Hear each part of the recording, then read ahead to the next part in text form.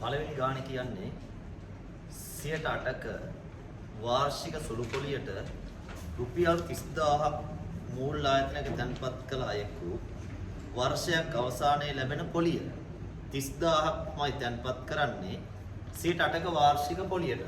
එහෙනම් අපිට මේ පළවෙනි ප්‍රශ්නෙට උත්තරය ගන්න පුළුවන් 30000 ගුණ කිරීම 100න් 8යි. 30000 ගුණ කිරීම 100න් 8යි සුළු පොලියනේ. ඔයාලා මෙතෙන්ට කාලයට අවුරුදු එකක් දාන්න.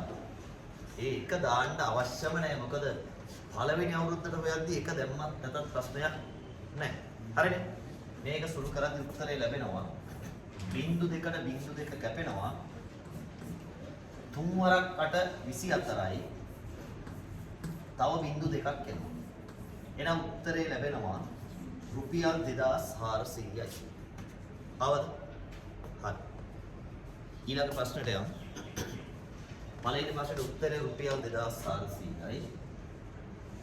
30000 ගුණ කිරීම 100න් 8 ගුණ කිරීම 1. මේ 1 දැම්මේ වර්ෂයක් නිසා. හරිනේ?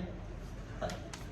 ඔයාලා දන්නවනේ මේ සූත්‍රේ සුළු පොලිය හොයන්නේ මුල් මුදල ගුණ කිරීම පොලි අනුපාතිකය ගුණ කිරීම කාලය. ඔය තමයි සුළු පොලිය සම්බන්ධ සූත්‍රය. මුල් මුදල ගුණ කිරීම පොලි අනුපාතිකය ගුණ කිරීම කාලය. හරිනේ? ඔන්න ඒ පළවෙනි ප්‍රශ්නේ උත්තරේ හරි. දෙවෙනි ප්‍රශ්නය ඔයාලා කියන මෙන්න මේ වෙන් රූප සටහනේ A අනුපූරකයේ ඡේදන B. මේක කරන්නේ මෙහෙමයි. A අනුපූරකය ඡේදන B.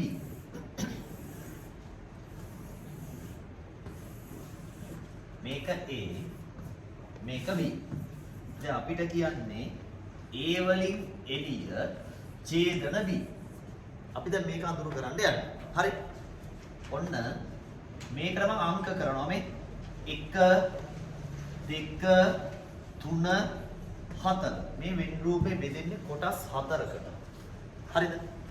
එක එක ක්‍රම තියෙනවා මේක කරන්න. මේ එක ක්‍රමයක්. මම බලනවා මෙතන ඉන්නේ Aට අයිති නැති කොටස. A අනුපූරකය. කවුද මේකේ Aට අයිති නැති අංක? 1යි 4යි නේද? එහෙනම් මෙතෙන්ට එන්නේ 1යි 4යි. මෙතන කියන්නේ B. B කියන්නේ Bට අයිති ඒවා. කවුද Bට අයිති ඒවා? 3යි 4යි. හැබැයි අපිට කියන්නේ මෙතන ඡේදනයක්. මේ ඔය දෙපැත්තටම පොදු කවුද කියලා දැන් ඔයාලට පැහැදිලි ඇති. කවුද මේ දෙපැත්තටම පොදු? එහෙනම් මේකට එන්න ඕනේ මෙන්න මේ 4 කියන ප්‍රදේශය තමයි උත්තරේ. හරි? ඒක අපිට මෙහෙම ලියුවම ඉතාලම ලේසියෙන් හොයාගන්න පුළුවන්. හරිද? ඊළඟ ප්‍රශ්නය. තුන්වෙනි ප්‍රශ්නය. හරි බලන්න තුන්වෙනි ප්‍රශ්නෙට ඉන්නේ මෙහෙමයි. x වල අගය සොයන්න. x වල අගය හොයන්න කියනවා. බලමු අපි x වල අගය හොයන්න ඉස්සලා මම ඔයාලට රූප සටහන ඇදලා පෙන්නන්නම්. මේකේ තියෙන්නේ මෙහෙමයි.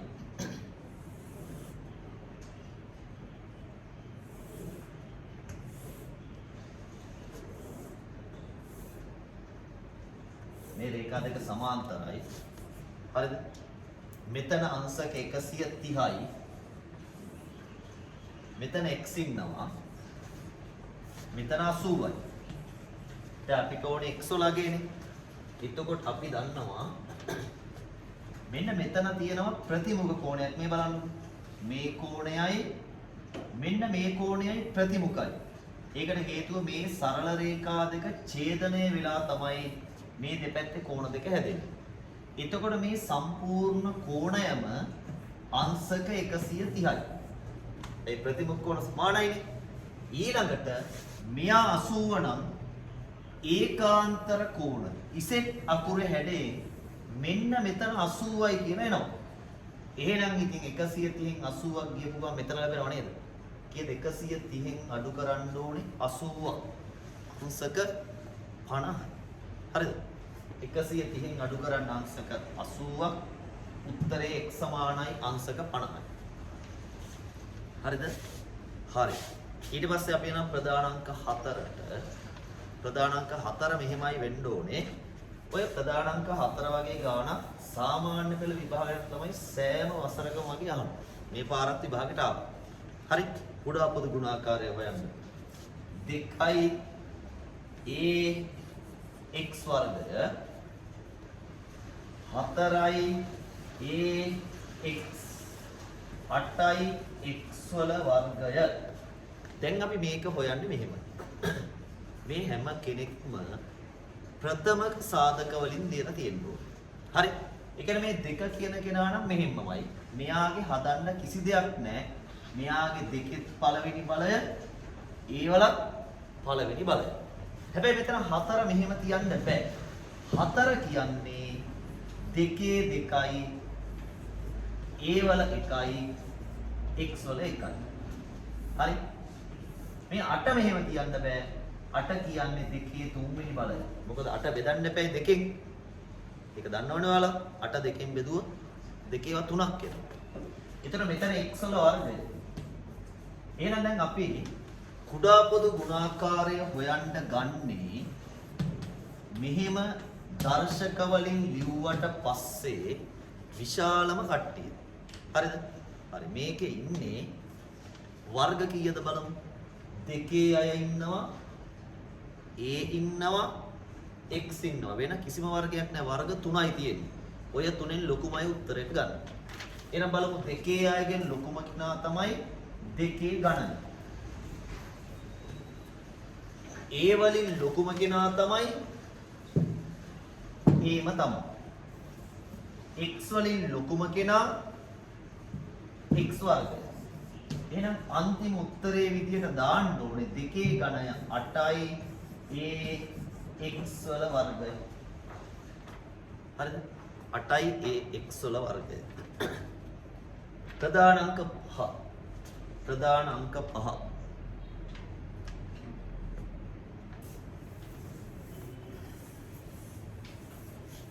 ප්‍රධාන අංක 5 log දෙකේ පාදයට 32 සමානයි x දර්ශක අංකණයෙන් ලියන්න. හරි. බලන්න.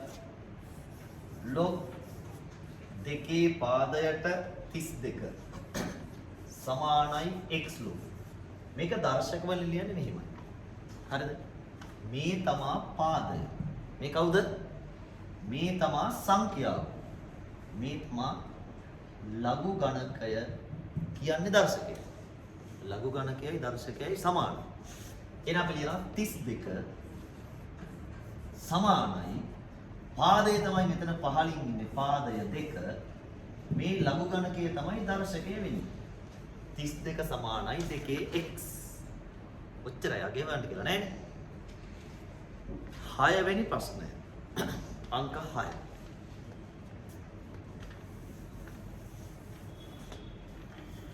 අංක 6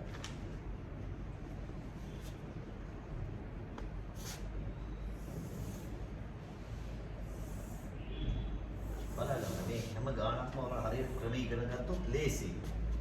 ඒ කියන්නේ අපිට මේ පේපර් කරද්දි බලන්නේ මේවා හදන්න පුළුවන්ද කියලා. දැන් මේ ගාන හැදුවා කියලා මේ අපිට ගණන් පුළුවන් වෙන්නේ නැහැ.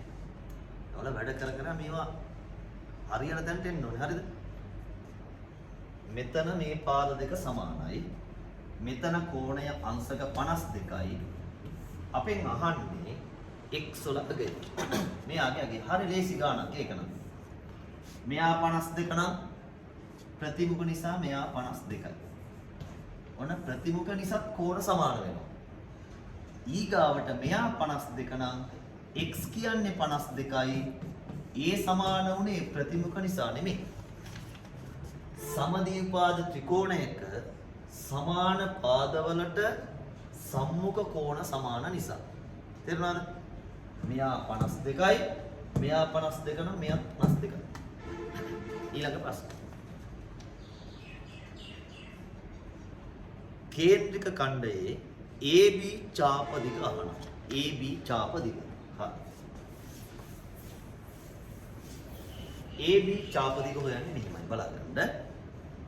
AB චාප දිග අපට කියන්නේ මේ රූප සටහනේ කෝණය අංශක 45යි. අරය 14යි. හරිද? අහන්නේ චාප දිගනේ. මතකද කේන්ද්‍රික ඛණ්ඩයක චාප දිග වෙන ක්‍රමේ 25R ගුණ කිරීම 360න් තීටා. තීටා කියන්නේ මේ ගානේ අංශක 45යි. දැන් අපි ගාන හදමු. 2 7න් 22 R කියන්නේ 14යි 360න් 45 කුඩා කරොත් 8න් 1යි. 360න් 45 කියන්නේ 8න් 1යි. දැන් සුළු කරන්න 7යි 14යි බෙදෙනවා 2යි. හරිද? 2යි 8යි බෙදිලා 4යි. ආය 2යි 4යි බෙදිලා 2යි. ආය 2යි 22යි බෙදිලා 11යි. අන්තිම උත්තරයට ඉතුරු වෙන්නේ සෙන්ටිමීටර් 11යි කියලා. අවුත් උත්තරේ ලේසි නේද? ලේසි වෙන්න හරියට වැඩ කරොත් විතරයි ඈ. ප්‍රධාන අංක 8. ප්‍රධාන අංක 8. හරි. මේ බලන්න 8 වෙනි ගාන. දැන් අත මේක පුළුවන් වෙන්නේ නැහැ ඔයාලට. එදින්දා මේව හරියට කරන්න ඕනේ. 2යි x වල වර්ගය අඩු කිරීම 2. ආයේ මේ වගේ ගානක් කොහෙන් හරි දවසක හම්බුනොත් මතක කෙරුවෝ. මෙයාගේ පොදු සාධකයක් කියනවා 2. මේ දෙන්නටම පොදු සාධකය 2 ඉන්නවා. 2 අපි පොදු සාධකය කරගත්තොත් මෙතන ඉතුරු වෙන්නේ x වර්ගය. අර 2 දෙකෙන් බෙදුනම මෙතන 1 දාන්න අවශ්‍ය නැහැ. ඍණ හැබැයි 2 දෙකෙන් බෙදුනහම 1යි. හරි. ඊට පස්සේ 2යි x වර්ගය ඍණ 1 වර්ගය. 1 කියන්නේ 1 වර්ගය. දැන් මේ තියෙන්නේ වර්ග දෙකක අන්තරය. ඔයාලට මතක් වෙන්න ඕනේ මෙතන සාධක දෙක තමයි x ඍණ 1යි x ධන 1යි. එහෙනම් මෙතන උත්තරේ ලියවෙනවා 2යි x ඍණ 1යි x ධන 1යි.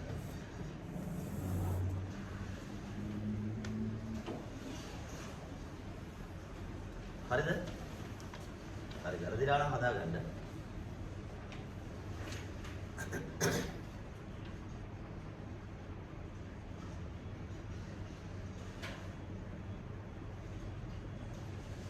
හරි. ඊට පස්සේ අපි යන්නේ 9 වෙනි ප්‍රශ්නය. 9 වෙනි ප්‍රශ්නය.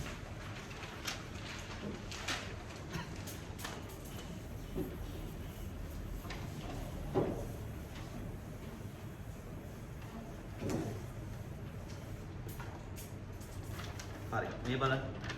දැන් අපිට තියෙනවා මෙතන ත්‍රිකෝණ 3ක් තියෙනවා.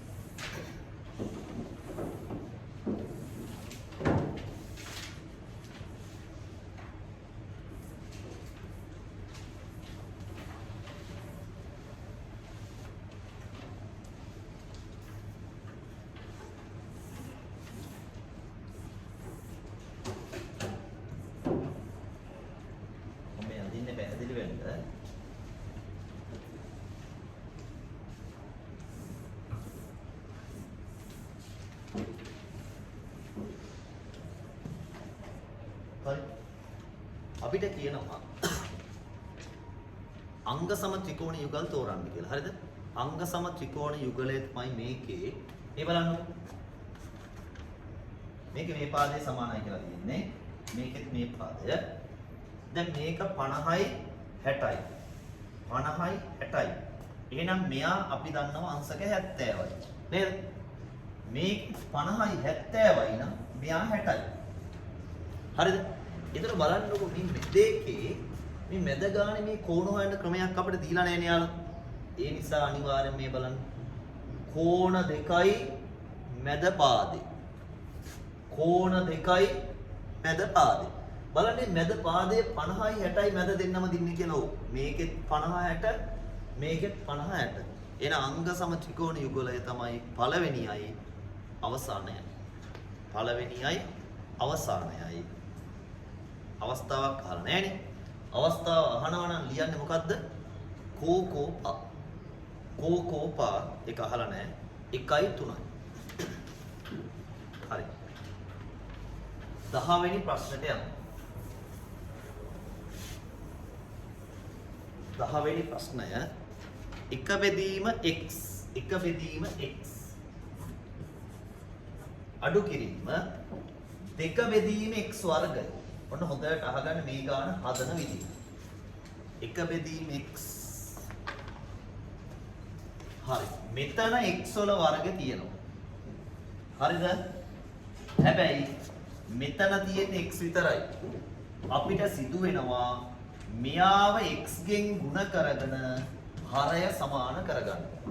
දැන් මෙතනත් ඉන්නේ x වර්ගය, මෙතනත් ඉන්නේ x වර්ගය. එහෙනම් අපි දන්නවා පහළට එනවා x වර්ගය. උඩට එනවා x ඍණ 2.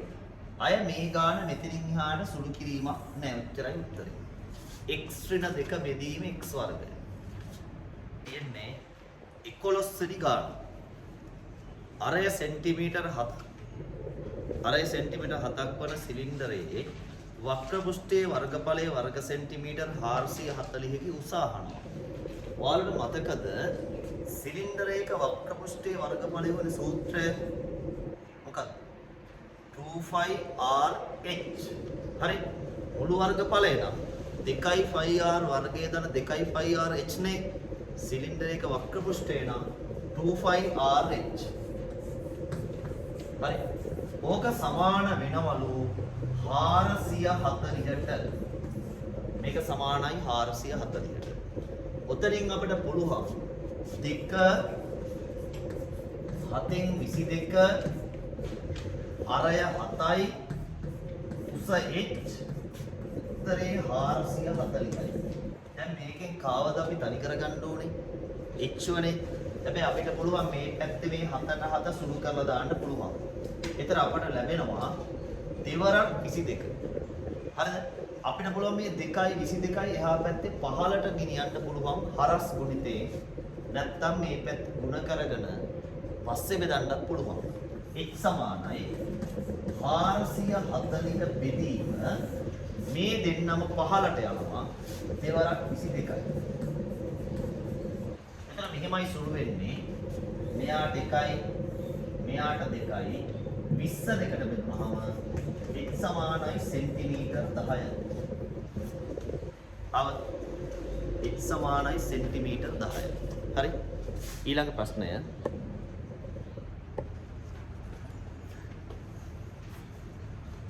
වෙනි ප්‍රශ්නය.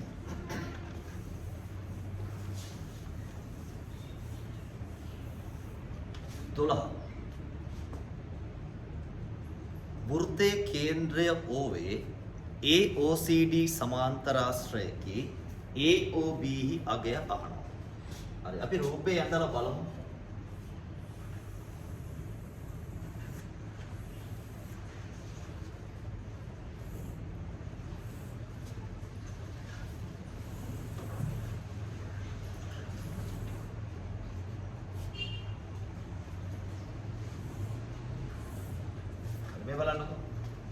මේ වෘත්තයේ කේන්ද්‍රය ඕලු AOCB සමාන්තරාශ්‍රයකි AOB අගය. මෙයා අංශක 70යි මෙයා 70 නම් මෙයා 70යි. ඒකට හේතුව තමයි සමාන්තරාශ්‍රයක මුඛ කෝණ සමානයි. හරි. අපෙන් අහන්නේ AOB නේ. ඒ කියන්නේ මෙයා අහන්නේ. මෙන්න මෙයයි අහන්නේ. මෙයා 70 නම් මෙයා 70යි. ඒකට හේතුව තමයි මේ අරයන් දෙක සමානයි. හරිද? අරයන් සමානයි නම් එයාලගේ මේ කෝණ දෙකත් සමානයි සමද්විපාද ත්‍රිකෝණයක් නිසා. එතකොට 70යි 70යි කීයද? 140යි. එහෙනම් ඉතින් 180 න් 140ක් අඩු කරපු ගමන් මෙතන උත්තරේ ලැබෙනවා. 180 න් අඩු කරන්නේ 140ක්.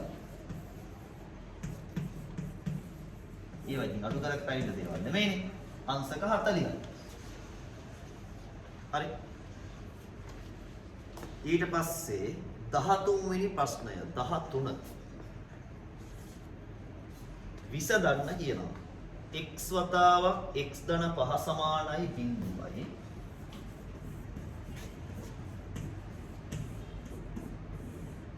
එතන මේ වගේ ගානක් හදන්න නම් x සමානයි 0යි එහෙම නැත්නම් x ධන 5 සමානයි 0යි වර්ගජ සමීකරණ. x සමානයි 0 හෝ x ධන 5 සමානයි 0යි මෙතනින් උත්තරේ ආවනේ. මේ ධන පහ මෙහාට දාගත්තාම එතනින් ලැබෙන x සමානයි ඍණ 5යි කියලා. එන උත්තර දෙකයි x සමානයි 0 හෝ x සමානයි ඍණ 5යි.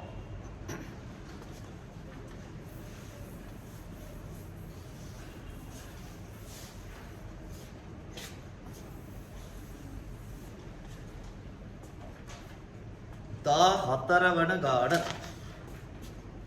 රුපියල් 10000ක් ණයට ගත් අයෙකු අවුරුද්දක් අවසානයේ රුපියල් 11200ක් ගෙවා ණයෙන් නිදහස් විය. අහන්නේ සුළු පොලි අනුපාතිකේ නේද? මේ ගානේ මුලින්ම ඔයාලා කරන්න ඕනේ පොලිය හොයාගන්න. හොඳට තේරුම් ගන්න ගාන ණයට ගත්තේ 10000යි. හරිද? හැබැයි ණය ගෙවලා තියෙනවා 11200ක්. එහෙනම් පොලිය හොයාගන්න මුලින්ම පොලිය තමයි 11200න් 10000ක් අඩු කරනවා. 11200න් 10000ක් අඩු කරපු ගමන් පොලිය රුපියල් 1200යි. අවද? හරි. ඊට පස්සේ අහන්නේ පොලිය අනුපාතිකේනේ. මම ඔයාලට පළවෙනි ගාන හදද්දි කියලා දුන්න සූත්‍රයක්. මොකද්ද? සුළු පොලිය හොයන්නේ මුල් මුදල පොලි අනුපාතිකය කාලය. හරිනේ? එහෙනම් මෙන්න අපි ගාන හදන්න යන්නේ. ණයට ගත්තේ 10000යි. මුල් මුදල 10000යි මේ. පොලි අනුපාතිකය අපි දන්නේ නැහැ. 100න් R. කාලය මේ ගානේ කාලය අවුරුද්දයි. එහෙනම් කාලයට දාන්නේ 1. ඊතර උත්තරය ලැබෙනවා 1200යි කියලා. අපිට මේ ගාන හදන්න තව ක්‍රම තියෙනවා. මේ එක ක්‍රමයක්. දැන් මේක අපි හොයාගන්න කවුද? R නේද? බලන්න මේ බිංදු දෙක මේ බිංදු දෙක කැපෙනවා. හරි? CI R සමානයි 1200යි. දෙපැත්තම 100ෙන් බෙදන්න. දෙපැත්තම 100ෙන් බෙදුවොත් R කියන්නේ උත්තරේ 12. එයි බිංදු දෙකට බිංදු දෙක කැපෙනවනේ. R කියන්නේ 12යි. එහෙනම් උත්තරය තමයි 100ට 12යි. 100ට 12යි.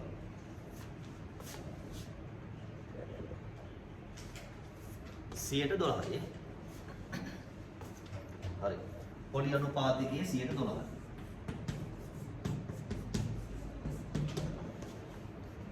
හරි. ඊට පස්සේ 15 වෙනි ගාන. 15.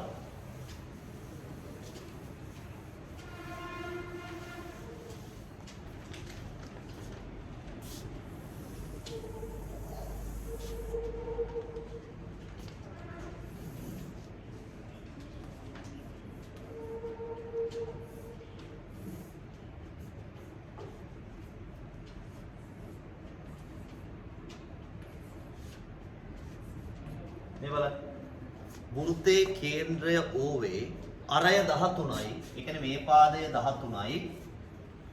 OP 5යි. මේ ටික 5යි. අපෙන් අහන්නේ AB ජ්‍යායේ දිග. දැන් අපි